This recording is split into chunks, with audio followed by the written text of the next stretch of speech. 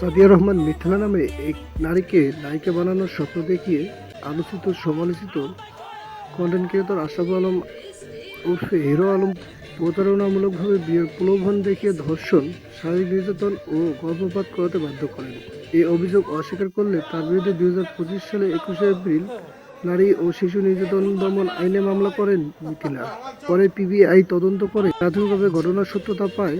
এরপর আদালত অভিযোগ করলে আমলে নিয়ে হিরো আলমের বিরুদ্ধে গ্রেপ্তারি পরোয়ানা জারি করেন। এরপর বিয়ের আশ্বাসে ধর্ষণ ও শারীরিক নির্যাতনের অভিযোগে মামলা বুধবার 19শে ফেব্রুয়ারি পরে বগুড়া থেকে হিরো আলমকে গ্রেপ্তার করে পুলিশ। গ্রেপ্তারের পর তাকে আদালতে তোলা হয়েছে।